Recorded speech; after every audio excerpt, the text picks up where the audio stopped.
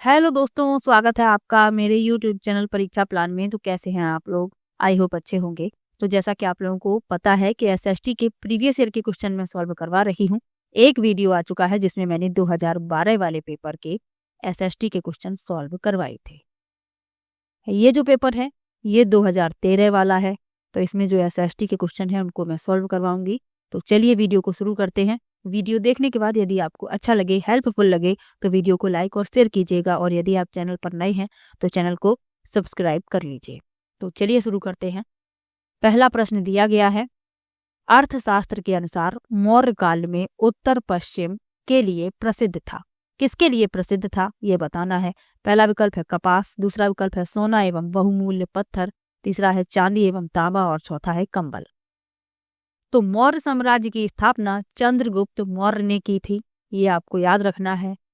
चंद्रगुप्त मौर्य के पुत्र का नाम बिंदुसार था, जो मौर्य साम्राज्य का दूसरा सम्राट था, और बिंदुसार के पुत्र का नाम अशोक था। तो ये भी आपको याद रखना है, और अशोक ही अपने पिता बिंदुसार का उत्तराधिकारी बना था। मौर्य वंश का अंतिम शासक बृहद्रथ था, ये भी आपको याद रखना है, ये भी प्रश्न पूछ लिया जाता है। अब इसमें पूछा गया है कि अर्थशास्त्र के अनुसार मौर्य काल में उत्तर पश्चिम के लिए प्रसिद्ध था। तो अर्थशास्त्र की रचना किसने की है? तो अर्थशास्त्र की रचना की है कौटिल्य ने, और इन्हीं का नाम है विष्णुगुप्त। तो दोनों ही नाम आपको याद रखने हैं। अर्थशास्त्र के अनुसार मौर्य काल में उत्तर पश्चिम कंबल के लिए प्रसिद्ध था। चौथा विकल्प इसमें सही हो जाएगा। चलिए आगे बढ़ते हैं। लिखा है एम्फोरा एक था। पहला विकल्प है इटली का सिक्का, दूसरा है लाल चमकदार बर्तन, तीसरा है लंबा एवं दोनों तरफ हत्थे लगा जार, और चौथा है छिद्र युक्त बर्तन।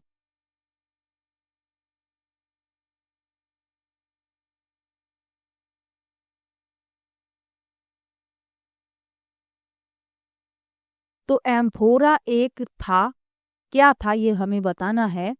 तो व्यापार में इस्तेमाल किए जाने वाला एम्फोरा एक टेराकोटा पात्र होता है, जिसमें दोनों तरफ हत्थे और सकरी गर्दन होती थी। तो इसमें आपका जो तीसरा विकल्प है लंबा एवं दोनों हत्थे लगा जार, यानी जो एम्फोरा था वह क्या था? लंबा और दोनों तरफ हत्थे लगा जार होता था, और ये टेराकोटा पात्र होता था, ये भी आपको याद रखना है। और आमतौर पर एम्फोरा बर्तनों का उपयोग जैतून, अनाज, तेल और शराब के भंडारण और ढुलाई के लिए किया जाता था। इन बर्तनों की ऊंचाई 5 फीट के बड़े ज्यामितीय फूलदानों से लेकर 8 इंच छोटे तक होती थी। तो ये भी आपको याद रखना है। चलिए आगे बढ़ते हैं, अगले प्रश्न पर चलते हैं।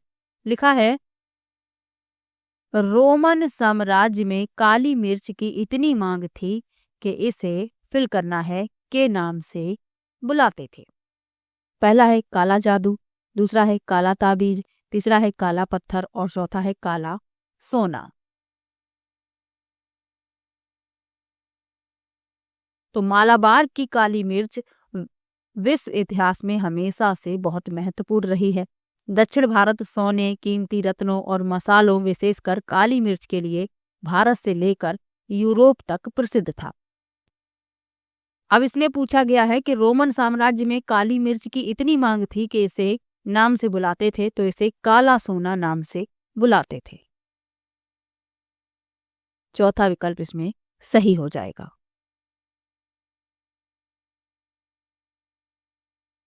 चलिए आगे बढ़ते हैं। लिखा है रहट, चरखे एवं आग्नेयास्त्रों का आविष्कार में हुआ। पहला विकल्प है प्रागैतिहासिक काल, दूसरा है प्राचीन काल, तीसरा है मध्यकाल और चौथा है आधुनिक काल। तो रहट, चरखे एवं आग्नेयास्त्रों का आविष्कार प्राचीन काल में हुआ। दूसरा विकल्प इसमें सही हो जाएगा, एंशिएंट पीरियड। चलिए आगे बढ़ते हैं। लिखा है निम्नलिखित में से किस दिल्ली के सुल्तान की प्रशंसा में एक संस्कृत प्रशस्ति पाया गया है? पहला विकल्प है इल्तुतमिश, दूसरा विकल्प है बलबन, तीसरा है अलाउद्दीन खिलजी और चौथा है फिरोज तुगलक। तो प्रश्न में पूछा गया है किस दिल्ली के सुल्तान की प्रशंसा में एक संस्कृत प्रशस्ति पाया गया, तो वह पाया गया बलबन की। दूसरा विकल्प इसमें सही हो जाएगा। अब प्रशस्ति क्या होती है, इसका अर्थ क्या है, ये भी तो जान लीजिए। तो प्रशस्ति एक विशेष प्रकार के शिलालेख है जिसका अर्थ है कि स्तुति में। ये शासकों की प्रशंसा में विद्वान ब्राह्मणों द्वारा रचित हैं। तो ये भी आपको याद रखना है, जो विद्वान ब्राह्मण थे उन्होंने इनकी रचना की थी। तो ये आपको याद रखना है, दूसरा विकल्प इसमें सही हो जाएगा। चलिए आगे बढ़ते हैं। लिखा है हिरण्यगर्भ नामक अनुष्ठान किया जाता था। पहला विकल्प है जब एक राजा किसी क्षेत्र को जीतता था। दूसरा है राजा को क्षत्रिय घोषित करने के लिए, चाहे वह जन्म से क्षत्रिय ना हो। तीसरा है हिरण का शिकार करने से पहले, और चौथा है पुत्र के जन्म के लिए।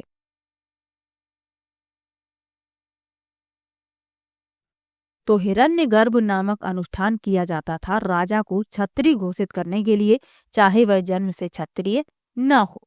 तो दूसरा विकल्प इसमें सही हो जाएगा। 8वीं शताब्दी के मध्य में राष्ट्रकूट प्रमुख दंतीदुर्ग ने अपने चालुक्य अधिपति को उखाड़ फेंका और हिरण्यगर्भ नामक एक अनुष्ठान किया। जब यह अनुष्ठान ब्राह्मणों की मदद से किया जाता था तो यह माना जाता था कि बलिदान करने वाले का क्षत्रिय के रूप में पुनर्जन्म होता है, भले ही वह जन्म से ना हो, यानी कि जन्म से क्षत्रिय ना हो। तो राजा को क्षत्रिय घोषित करने के लिए, चाहे वह जन्म से क्षत्रिय ना हो, हिरण्यगर्भ नामक अनुष्ठान किया जाता था। दूसरा विकल्प इसमें सही हो जाएगा। चलिए आगे बढ़ते हैं। लिखा है चोल काल में व्यापारियों के संघ को फिल करना है कहा जाता था। पहला विकल्प है ग्रामम, दूसरा है श्रेणी, तीसरा है नगरम और चौथा है सभा। तो चोल काल में व्यापारियों के संघ को नगरम कहा जाता था। तीसरा विकल्प इसमें सही हो जाएगा। तो नगरम व्यापारियों का एक संघ था जो मध्यकालीन दक्षिण भारत के व्यापार और वाणिज्य में सक्रिय रूप से भाग लेता था। नगरम के सदस्यों को आमतौर पर कई नामों से जाना जाता था, जैसे नगरत्तर, नगर करानतर और नागर मध्यस्थता। तो ये भी साथ में याद रखिएगा।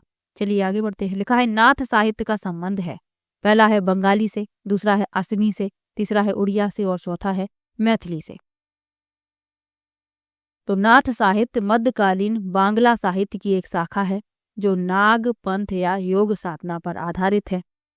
अब इसमें पूछा गया है कि नाथ साहित्य का संबंध है तो बंगाली से। पहला विकल्प इसमें सही हो जाएगा। अगला प्रश्न दिया गया है खान अब्दुल गफ्फार खान ने उत्तर पश्चिमी सीमांत प्रांत में शक्तिशाली अहिंसक आंदोलन चलाया जिसे के रूप में जाना जाता है। पहला है राम रहीम आंदोलन, दूसरा है खिलाफत आंदोलन, तीसरा है खुदाई खिदमतगार आंदोलन और चौथा है पख्तून आंदोलन। तो खान अब्दुल गफ्फार खान ने उत्तर पश्चिमी सीमांत प्रांत में शक्तिशाली अहिंसक आंदोलन चलाया जिसे खुदाई खिदमतगार आंदोलन के रूप में जाना जाता है। तीसरा विकल्प इसमें सही हो। खान अब्दुल गफ्फार खान खुदाई खिदमतगार आंदोलन के संस्थापक थे। यह भारतीय उपमहाद्वीप पर ब्रिटिश कब्जे के खिलाफ एक अहिंसक आंदोलन था। खान अब्दुल गफ्फार खान और खुदाई खिदमतगार के अन्य नेताओं को 23 अप्रैल 1930 को ब्रिटिश पुलिस ने गिरफ्तार कर लिया।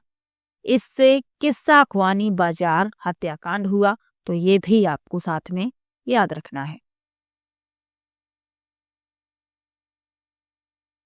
और खान अब्दुल गफ्फार खान को सीमांत गांधी भी कहा जाता है, तो साथ में आप ये भी याद रखिएगा। चलिए आगे बढ़ते हैं। लिखा है कांग्रेस द्वारा पारित पूर्ण स्वराज 1929 के लिए संघर्ष की प्रस्तावना के बाद फिल करना है को स्वतंत्रता दिवस मनाया गया।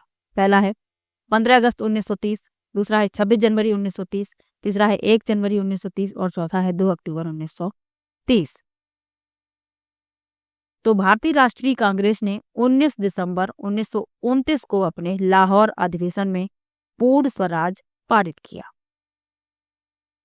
जवाहरलाल नेहरू लाहौर अधिवेशन के दौरान भारतीय राष्ट्रीय कांग्रेस के अध्यक्ष थे। जवाहरलाल नेहरू ने 31 दिसंबर 1929 को रावी नदी के किनारे पूर्ण स्वराज के तहत भारत का राष्ट्रीय ध्वज फहराया। 26 जनवरी 1930 को कांग्रेस द्वारा पूर्ण स्वराज पर एक सार्वजनिक घोषणा की गई थी। कांग्रेस ने भारत के लोगों से 1930 के बाद से 26 जनवरी को स्वतंत्रता दिवस के रूप में मनाने के लिए कहा। तो इसमें यही पूछा गया है कि पूर्ण स्वराज के लिए संघर्ष की प्रस्तावना के बाद फिल करना है स्वतंत्रता दिवस मनाया गया तो 26 जनवरी 1930 को, और बाद में 15 अगस्त को आधिकारिक स्वतंत्रता दिवस के रूप में घोषित किया गया। तो ये भी आपको याद रखना है। इसमें यह पूछा गया था कि कांग्रेस द्वारा पारित पूर्ण स्वराज के लिए संघर्ष की प्रस्तावना के बाद स्वतंत्रता दिवस मनाया गया तो 26 जनवरी 1930 को। इंपॉर्टेंट प्रश्न है, आपको याद रखना है। चलिए आगे बढ़ते हैं। लिखा है बिग बियर एक उदाहरण है। पहला है आकाशगंगा का, दूसरा है नक्षत्र मंडल का, तीसरा है तारा का और चौथा है गैलेक्सी का। तो बिग बियर नक्षत्र मंडल का एक उदाहरण है, दूसरा विकल्प इसमें सही हो जाएगा।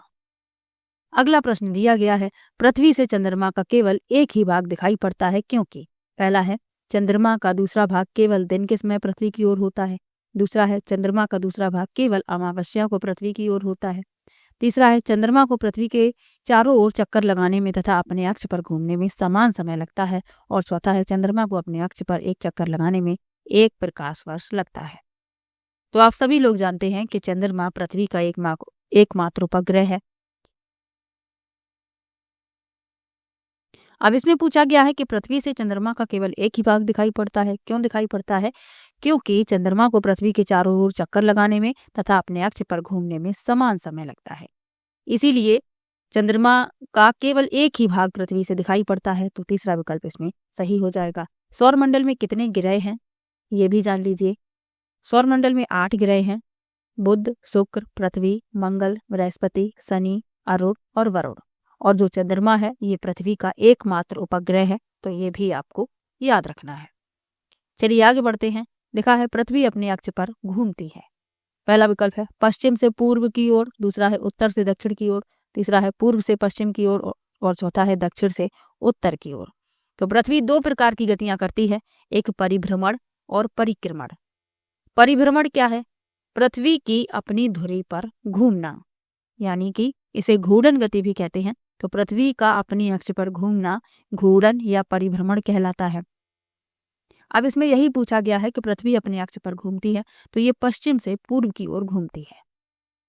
पहला विकल्प इसमें सही हो जाएगा। परिक्रमण क्या है? तो सूर्य के चारों ओर पृथ्वी चक्कर लगाती है तो यही कहलाता है परिक्रमण, यानी पृथ्वी का सूर्य के चारों ओर एक निश्चित पथ या कक्षा में गति करना परिक्रमण कहलाता है। और पृथ्वी का अपने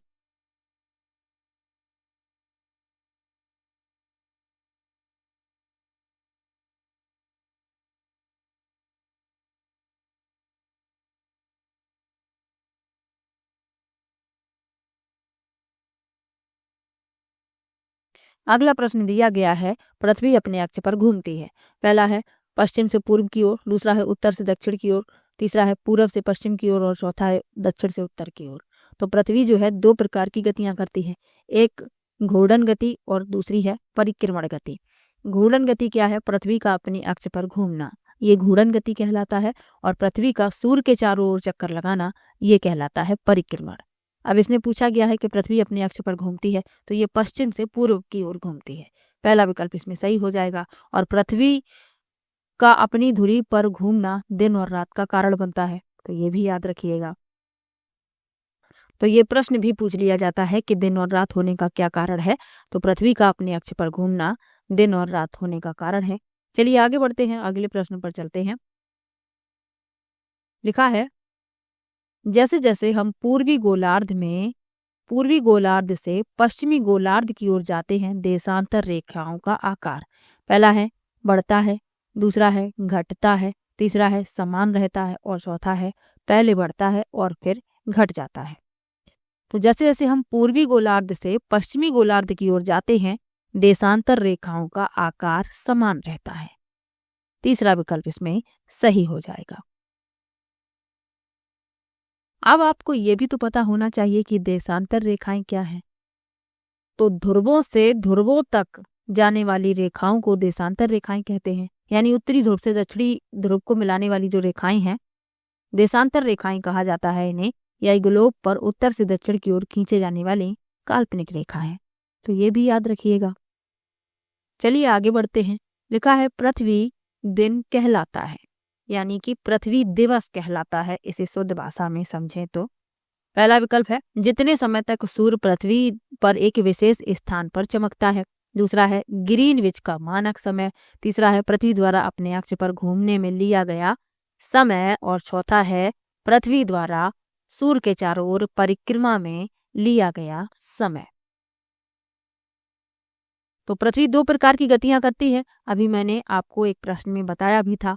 अब इसमें पृथ्वी दिन कहलाता है अपनी धुरी के चारों ओर पृथ्वी के परिभ्रमण की अवधि, यानी कि पृथ्वी द्वारा अपने अक्ष पर घूमने में लिया गया समय पृथ्वी दिवस कहलाता है। तो इसमें आपका तीसरा विकल्प सही हो जाएगा। चलिए आगे बढ़ते हैं। लिखा है विषुव के दिन सूर्य की सीधी किरणें पड़ती हैं। पहला विकल्प है कर्क रेखा पर, दूसरा है विषुवत रेखा पर, तीसरा है मकर रेखा पर और चौथा है आर्कटिक वृत्त पर। तो विषुव पर सूर्य की सीधी किरणें भूमध्य रेखा पर पड़ते हैं। दूसरा विकल्प इसमें सही हो जाएगा, भूमध्य रेखा या इसे ही विषुवत रेखा कहते हैं। दूसरा विकल्प इसमें सही है। चलिए आगे बढ़ते हैं। लिखा है अटलांटिक महासागर में अनेक पोताश्रय एवं पत्तन है, क्योंकि पहला विकल्प है संयुक्त राज्य अमेरिका एवं यूरोप के बीच भारी मात्रा में समुद्री व्यापार होता है।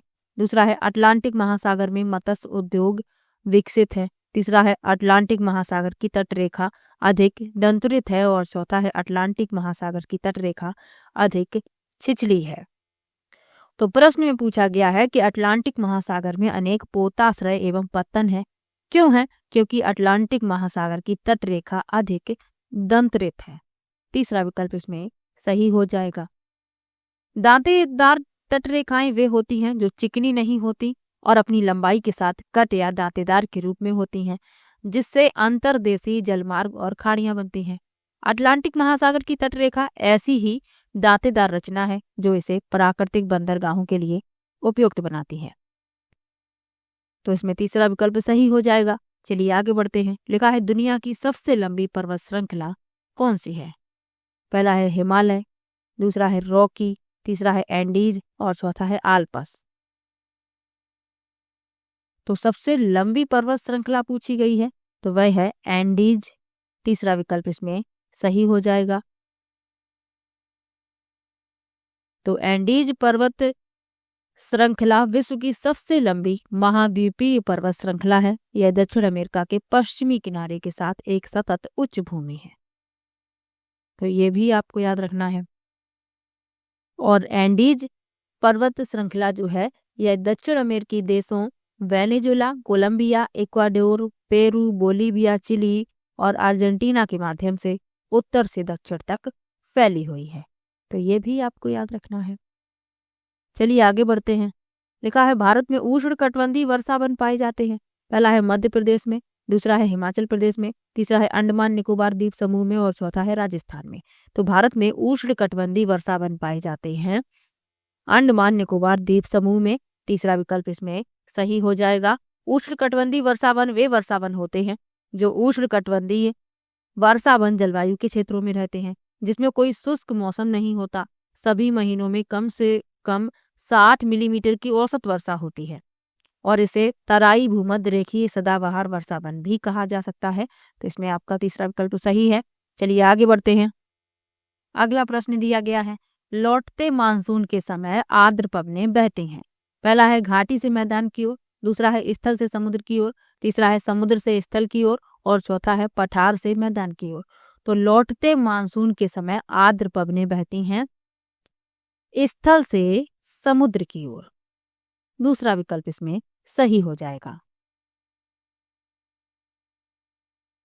चलिए आगे बढ़ते हैं।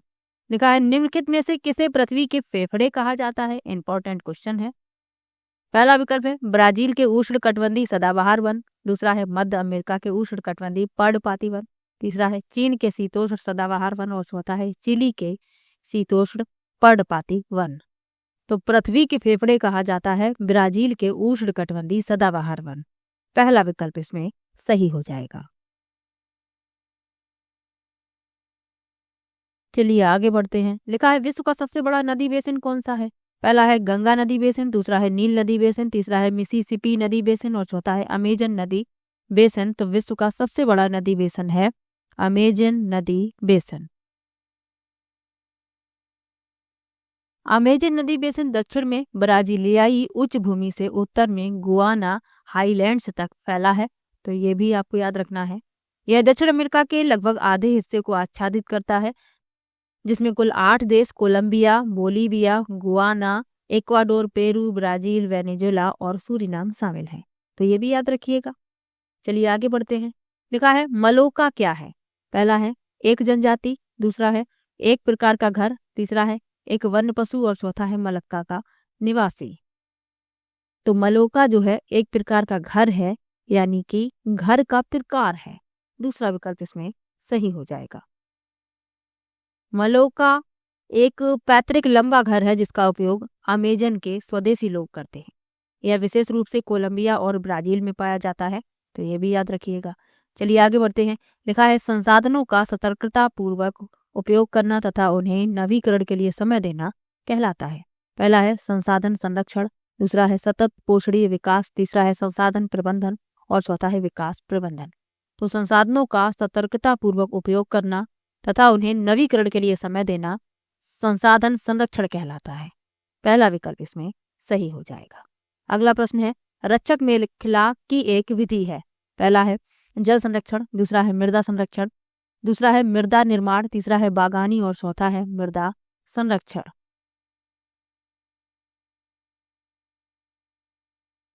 तो रक्षक मेखलाएं की एक विधि है, ये पूछा गया है। तो रक्षक मेखलाएं क्या होती हैं? शेल्टर बेल्ट जिन्हें कहा जाता है। तो तटीय और शुष्क क्षेत्रों में मिट्टी के आवरण की रक्षा के लिए हवा की गति को रोकने के लिए पेड़ों की कतारें लगाई जाती हैं। तो जो शेल्टर बेल्ट हैं यानी कि रक्षक मेखलाएं हैं, ये पेड़ों की पंक्तियां हैं जो आमतौर पर घेरे की रेखाओं के साथ होती हैं। तो रक्षक मेखला मृदा संरक्षण की एक विधि है। चौथा विकल्प इसमें सही हो जाएगा। चलिए आगे बढ़ते हैं। लिखा है मध्य प्रदेश में स्थित भीमबेटका एक पुरा स्थल है। फिल करना है। पहला विकल्प है पुरा पाषाणिक, दूसरा है नव पाषाणिक, तीसरा है महापाषाणिक और चौथा है सूक्ष्म पाषाणिक। इंपॉर्टेंट क्वेश्चन है, कई बार पूछा गया है। तो मध्य प्रदेश में भीमबेटका पुरा पाषाणिक स्थल है। पहला विकल्प इसमें सही हो जाएगा। चलिए आगे बढ़ते हैं। ऋग्वेद काल में कौन से 3 देवता खासकर प्रमुख थे? पहला है रुद्र, विष्णु तथा इंद्र, दूसरा है अग्नि, इंद्र तथा सोम, तीसरा है इंद्र, वरुण तथा रुद्र और चौथा है अग्नि, इंद्र तथा विष्णु। तो प्रश्न में पूछा गया है कि ऋग्वेद काल में कौन से 3 देवता खासकर प्रमुख थे? तो वे थे अग्नि, इंद्र तथा सोम। यानी कि इसमें आपका जो विकल्प सही है वह है दूसरा विकल्प। दूसरा विकल्प इस प्रश्न का उत्तर हो जाएगा। वेदों की संख्या कितनी है? तो वेदों की संख्या है 4। ऋग्वेद, सामवेद, यजुर्वेद और अथर्ववेद। ये 4 वेद है। सबसे प्राचीन वेद है ऋग्वेद। तो साथ में आपको ये भी याद रखना है। चलिए आगे बढ़ते हैं। लिखा है संस्कृत को जिस भाषा परिवार का हिस्सा माना जाता है उसे कहते हैं। पहला है भारत आर्य, दूसरा है भारत यूनान, तीसरा है भारत यूरोप और चौथा है भारत अरब।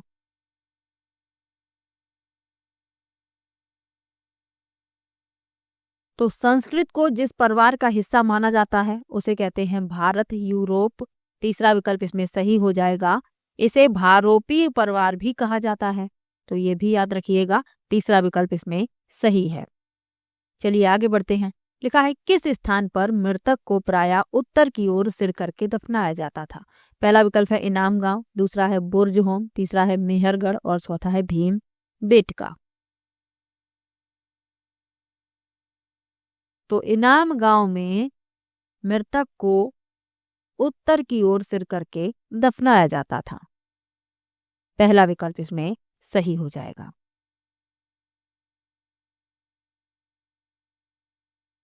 तो जो इनाम गांव है यह महाराष्ट्र राज्य के पुणे जिले में स्थित है। यह एक घोड़ नदी के किनारे बसा एक पुरातात्विक स्थल है। तो साथ में आपको ये भी याद रखना है। जो और विकल्प लिखे हुए हैं उनके बारे में जान लीजिए। जो बुर्ज होम है ये नवपाषाणिक स्थल है। मेहरगढ़ ये भी नवपाषाणिक है और भीमबेटका पुरापाषाणिक है। तो इन सब के बारे में भी आपको याद रखना है। चलिए आगे बढ़ते हैं, अगले प्रश्न पर चलते हैं।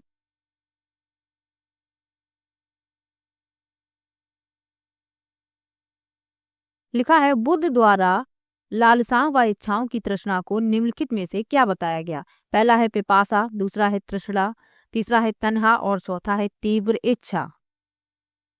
तो गौतम बुद्ध के बारे में आपको कुछ महत्वपूर्ण तथ्य हैं जो याद रखने हैं कि गौतम बुद्ध का जन्म लुम्बिनी में हुआ था। गौतम बुद्ध बौद्ध धर्म के संस्थापक हैं।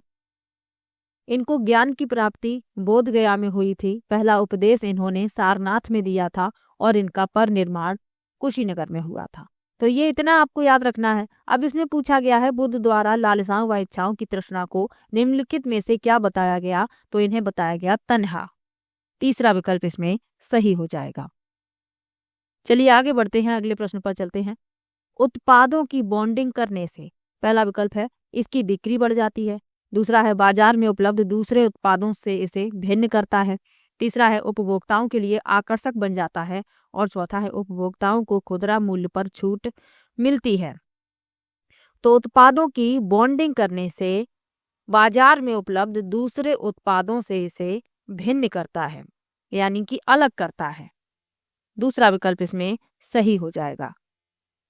बॉन्डिंग क्या है, उत्पादों की बॉन्डिंग करना क्या है, तो बॉन्डिंग का अर्थ है किसी उत्पाद पर किसी विशेष नाम के चिन्ह के साथ मोहर लगाना।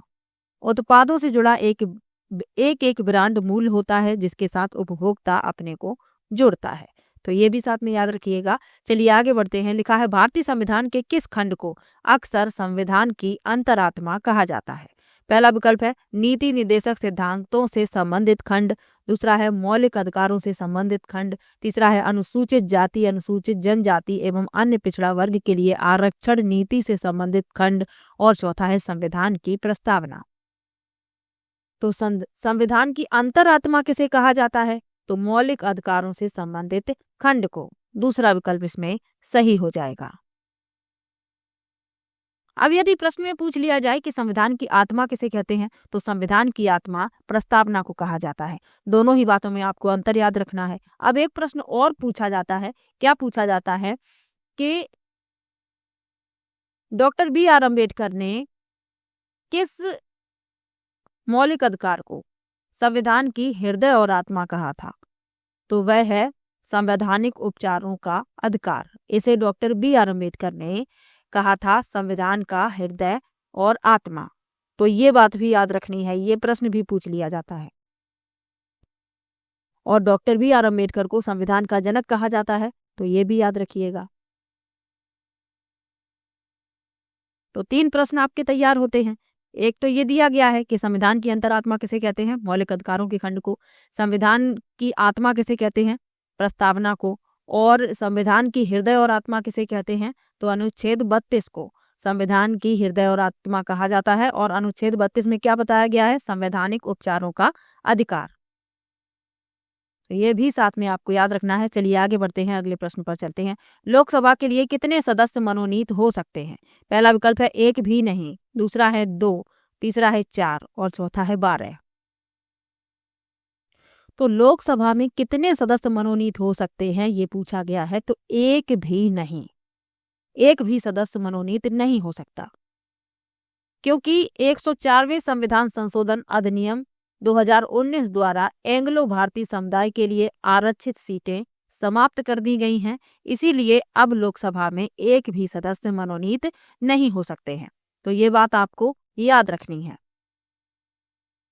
पहले क्या होता था कि राष्ट्रपति एंग्लो भारतीय समुदाय से 2 सदस्यों को मनोनीत कर सकते थे, लेकिन अब ऐसा नहीं कर सकते हैं क्योंकि ये प्रावधान जो है इसे समाप्त कर दिया गया है। तो दोनों ही बातें आपको याद रखनी है। चलिए आगे बढ़ते हैं, अगले प्रश्न पर चलते हैं। न्यायाधीश किसी मुकदमे पर निर्णय देता है। पहला है दलीलों के अधिकार पर, दूसरा है दिए गए शुल्क के अधिकार पर, तीसरा है सबूतों के अधिकार पर और चौथा है पुलिस तहकीकात के अधिकार पर। न्यायाधीश किसी मुकदमे पर निर्णय देता है सबूतों के आधार पर, साक्ष्यों के आधार पर।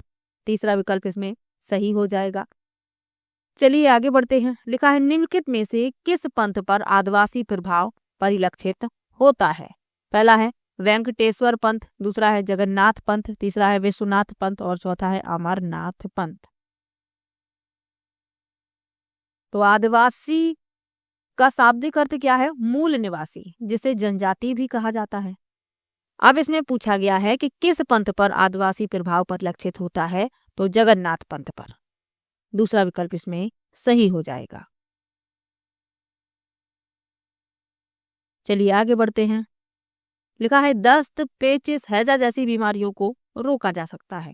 पहला है स्वास्थ्य शिक्षा के द्वारा, दूसरा है बेहतर स्वास्थ्य सुविधाओं के द्वारा, तीसरा है सुरक्षित पेयजल उपलब्ध करवाकर और चौथा है सस्ती दवाइयाँ उपलब्ध करवाकर। तो ये जो बीमारियां हैं ये दूषित जल से फैलती हैं। तो दस्त, पेचिस, हैजा जैसी बीमारियों को सुरक्षित पेयजल उपलब्ध कराकर रोका जा सकता है। तीसरा विकल्प इसमें सही हो जाएगा। चलिए आगे बढ़ते हैं। अगला प्रश्न दिया गया है सरकार एवं इसके कार्यों की चर्चा अक्सर अतिवादी विचारों की ओर ले जाती है, अतः शिक्षक को चाहिए कि वह। पहला विकल्प है इस पर किसी भी वाद विवाद अथवा चर्चा से बचे, दूसरा है सरकार के तौर तरीकों की आलोचना करे, तीसरा है न्यायिक सक्रियता के लिए दलील दे और चौथा है उपदेशात्मक क्रियाओं की तुलना में अधिक वस्तुनिष्ठ अंतः क्रियाओं का आयोजन करें। तो चर्चा तब होती है जब स्थिति के संबंध में कोई मतभेद होता है। इसमें छात्रों के बीच प्रश्नों और विचारों का आदान प्रदान शामिल होता है। अब इसमें पूछा गया है कि सरकार एवं इसके कार्यों की चर्चा अक्सर अतिवादी विचारों की ओर ले जाती है, अतः शिक्षक को चाहिए कि वह। तो इसमें जो चौथा विकल्प लिखा हुआ है कि उपदेशात्मक क्रियाओं की तुलना में अधिक वस्तुनिष्ठ अंतः क्रियाओं का आयोजन करे, चौथा विकल्प इसमें सही हो जाएगा। अगला प्रश्न दिया गया है निम्नलिखित में से किस कारक के विद्यार्थियों व किशोरों किशोरियों के व्यवहार व प्रवृत्ति पर असर के विषय में समाज विज्ञानियों के विचार सबसे अधिक विविधता लिए हुए हैं? पहला है परिवार, दूसरा है विद्यालय, तीसरा है टेलीविजन और चौथा है सहपाठी।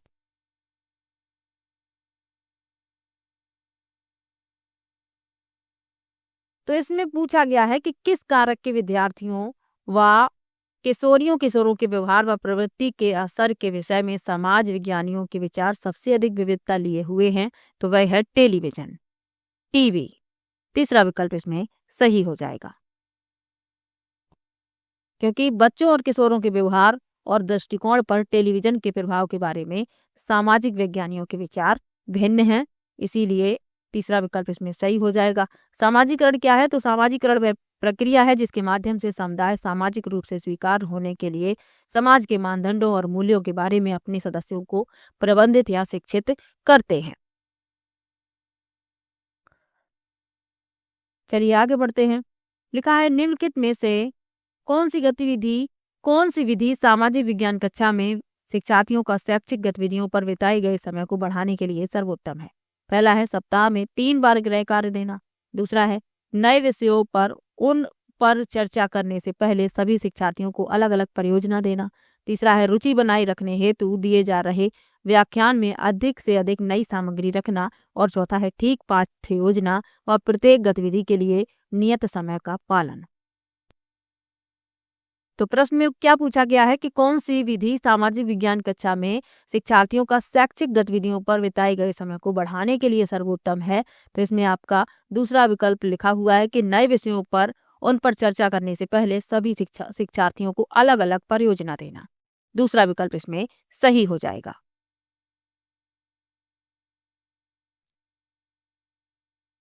सामाजिक अध्ययन का अध्ययन करने से बच्चे किस किस में सक्षम बनते हैं? तो समाज के सक्रिय, जिम्मेदार और चिंतनशील सदस्यों के रूप में विकसित होने में, राय, जीवन शैली और सांस्कृतिक प्रथाओं की भिन्नता का सम्मान करने में, प्राप्त विचारों, संस्थाओं और प्रथाओं पर प्रश्न उठाने और जांच करने में। तो साथ में ये भी याद रखिएगा। चलिए आगे बढ़ते हैं। लिखा है एक छात्रा भारतीय सैनिकों द्वारा कारगिल युद्ध में झेली कठिनाइयों के विषय में उत्सुक है। वह कुछ सैनिकों का इंटरव्यू लेती है जिन्होंने इस युद्ध में हिस्सा लिया था। इन सैनिकों को निम्नलिखित में से क्या माना जा सकता है? पहला है गौड़ स्रोत, दूसरा है प्राथमिक स्रोत, तीसरा है वास्तविक बयान करने वाले और चौथा है आंतरिक स्रोत।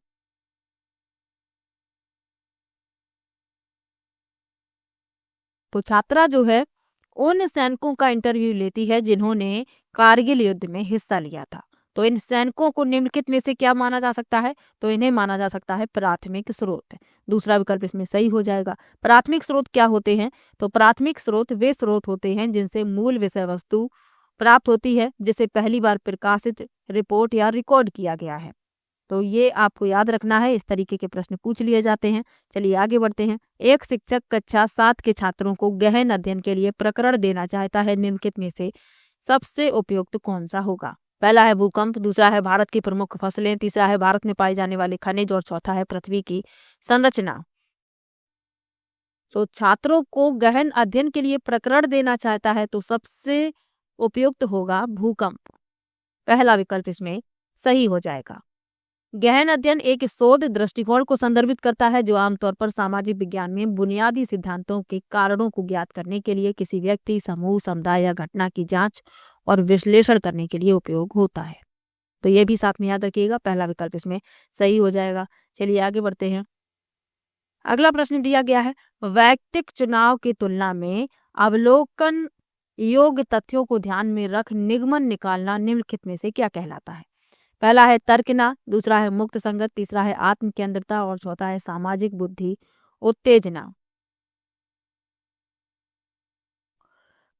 तो वैयक्तिक चुनाव की तुलना में अवलोकन योग्य तथ्यों को ध्यान में रख निगमन निकालना तर्कना कहलाता है, यानी तर्क। पहला विकल्प इसमें सही हो जाएगा। अब इसमें जो और विकल्प लिखे हुए हैं इनके बारे में जान लीजिए। मुक्त संगत क्या है? तो मुक्त संगत आपके मस्तिष्क से गुजरने वाले सभी यादृच्छिक विचारों को स्वतंत्र रूप से साझा करके आपके वास्तविक विचारों, यादों और संवेगों को खोजने की प्रक्रिया को संदर्भित करता है। आत्म केंद्रता क्या है? तो आत्म केंद्रता में किशोरों द्वारा अपनाई गई एक विश्वास प्रणाली शामिल है जो उन्हें स्वयं को विशेष और अद्वितीय मानने के लिए मजबूर करती है। और सामाजिक बुद्धि उत्तेजना क्या है? तो सामाजिक मस्तिष्क उद्वेलन सृजनात्मक चिंतन को प्रोत्साहित करने की सबसे पुरानी और सबसे प्रसिद्ध तकनीक है। तो इसे सामाजिक मस्तिष्क उद्वेलन भी कहा जाता है और इसे ही सामाजिक बुद्धि उत्तेजना कहा जाता है। तो दोनों ही बातें याद रखिए और इसमें आपका पहला विकल्प सही है। चलिए आगे बढ़ते हैं। लिखा है विभिन्न देशों में भूमि उपयोग को दर्शाने के लिए निम्नलिखित में से कौन सी शिक्षण सामग्री उपयुक्त होगी? पहला है फ्लो चार्ट, दूसरा है तुलनात्मक चार्ट, तीसरा है समय रेखा चार्ट और चौथा है वेन आरेख। तो विभिन्न देशों में भूमि उपयोग को दर्शाने के लिए जो शिक्षण सामग्री उपयुक्त होगी वह है तुलनात्मक चार्ट। दूसरा विकल्प इसमें सही हो जाएगा। तुलनात्मक चार्ट एक ऐसा चार्ट होता है जो एक दूसरे से आसन्न समान श्रेणी के अनुभागों को प्रतिनिधित्व करने वाली तुलना दिखाता है।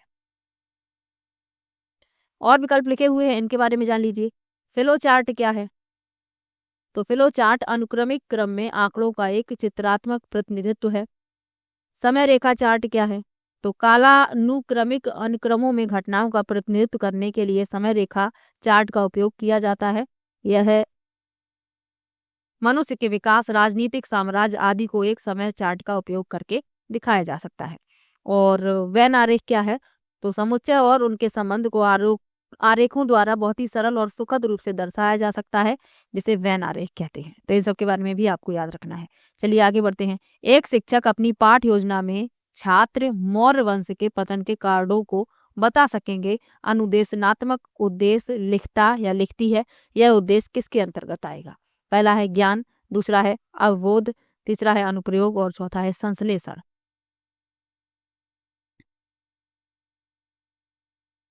तो यह आएगा अवबोध के अंतर्गत, यानी समझ, अंडरस्टैंडिंग जिसे कहते हैं। दूसरा विकल्प इसमें सही हो जाएगा।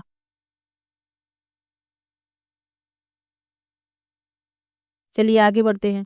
निम्नलिखित में से फिल करना है कि अतिरिक्त सभी सृजनात्मक चिंतन के अभिलक्षण हैं।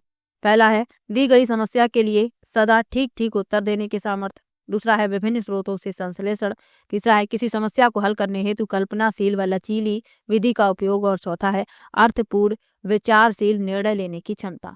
तो एक को छोड़कर सभी सृजनात्मक चिंतन के लक्षण हैं।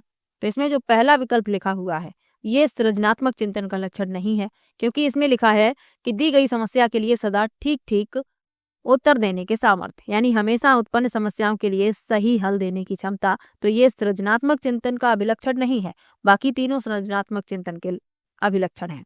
तो पहला विकल्प इसमें उत्तर हो जाएगा। चलिए आगे बढ़ते हैं। लिखा है एक सामाजिक विज्ञान कक्षा में शिक्षार्थी यह चर्चा आरंभ करते हैं कि विद्यालय के निकट मोबाइल टावर लगना चाहिए कि नहीं।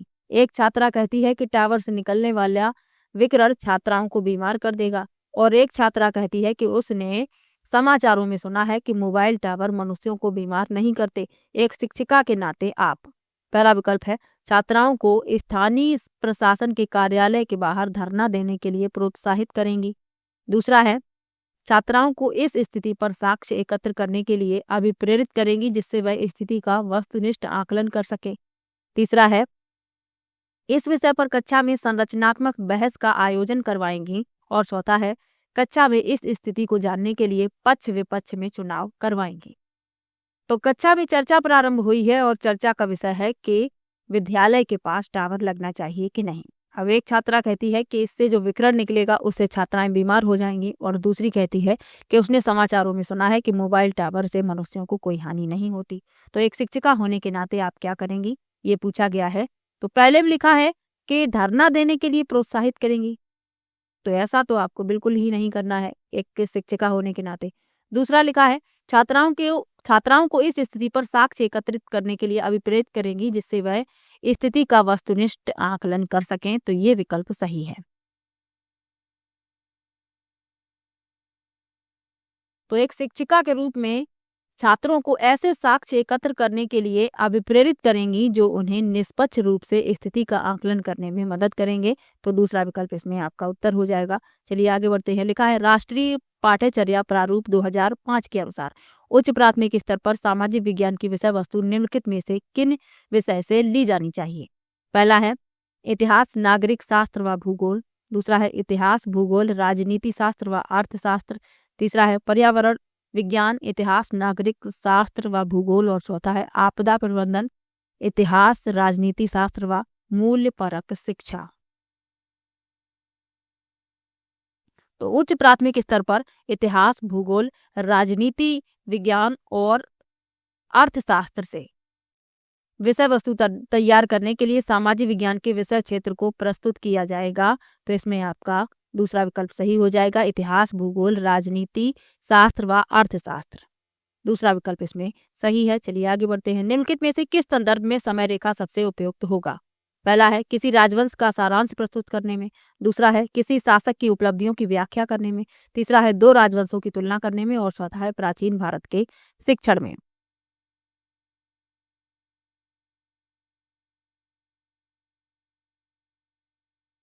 तो समय रेखा सबसे उपयुक्त होगा दो राजवंशों की तुलना करने में।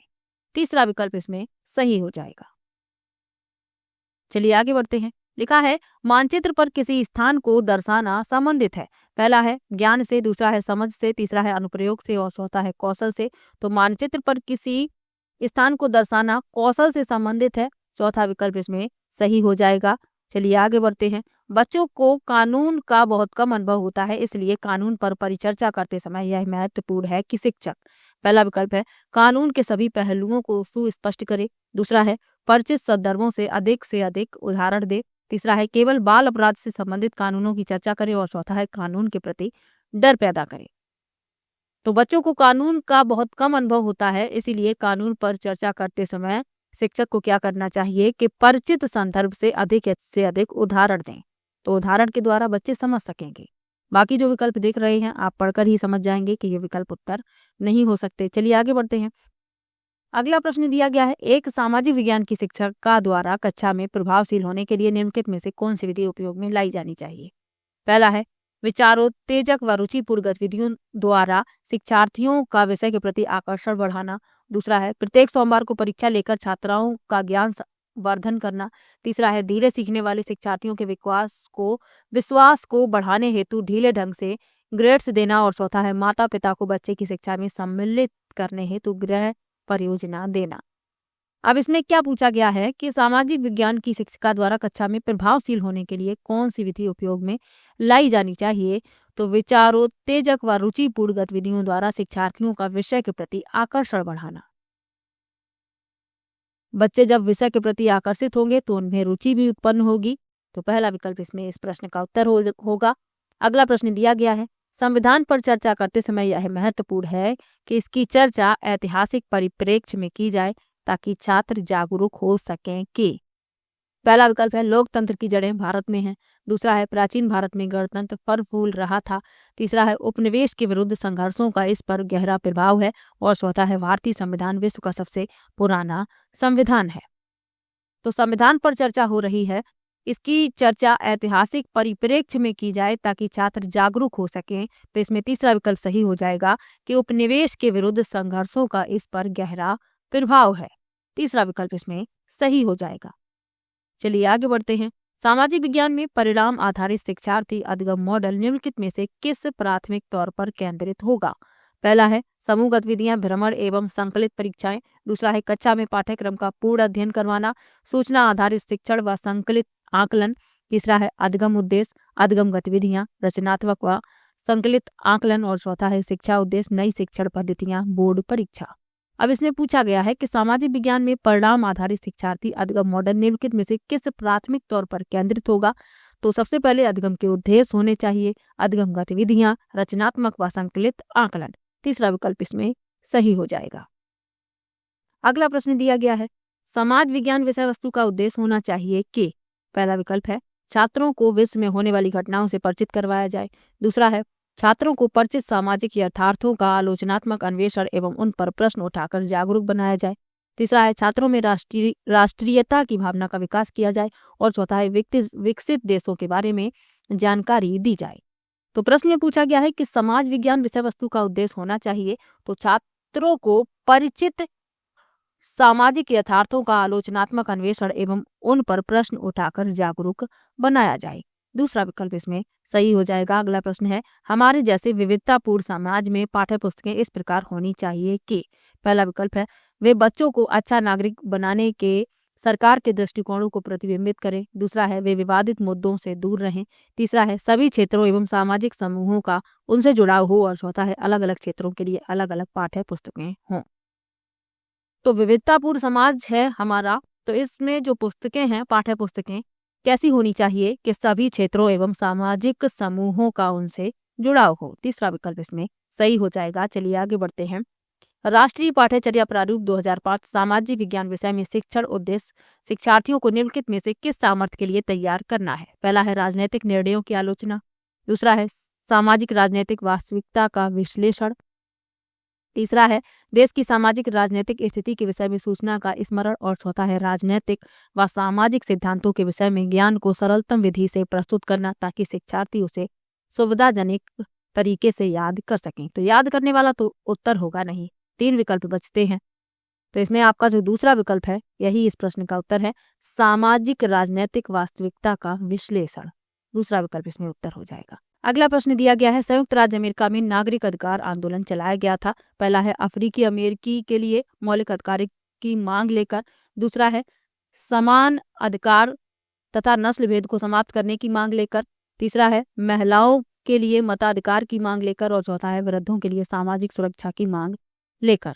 तो संयुक्त राज्य अमेरिका में नागरिक अधिकार आंदोलन चलाया गया था समान अधिकार तथा नस्ल भेद को समाप्त करने की मांग लेकर। दूसरा विकल्प इसमें सही हो जाएगा। चलिए आगे बढ़ते हैं। मुख्यमंत्री का चुनाव कैसे होता है। पहला है चुनाव में बहुमत प्राप्त करने वाली पार्टी के अध्यक्ष द्वारा। दूसरा है चुनाव में बहुमत प्राप्त करने वाली पार्टी के विधायकों द्वारा। तीसरा है प्रधानमंत्री के सुझाव पर भारत के राष्ट्रपति द्वारा। और चौथा है गवर्नर की संस्तुति पर भारत के राष्ट्रपति द्वारा। तो मुख्यमंत्री का चुनाव कैसे होता है, चुनाव में बहुमत प्राप्त करने वाली पार्टी के विधायकों द्वारा। दूसरा विकल्प इसमें सही हो जाएगा। चलिए आगे बढ़ते हैं। निम्नलिखित में से कौन सा लिंग मूलक भेदभाव प्रदर्शित करता है। पहला है लड़कियां लड़कों से ज्यादा मेधावी हैं। दूसरा है लड़कियां केवल घर के कामकाज कर सकती हैं। तीसरा है लड़कियां उन तमाम कार्यों को कर सकती हैं जो एक लड़का कर सकता है। और चौथा है लड़कियों को लड़कों के समान अवसर मिलने चाहिए।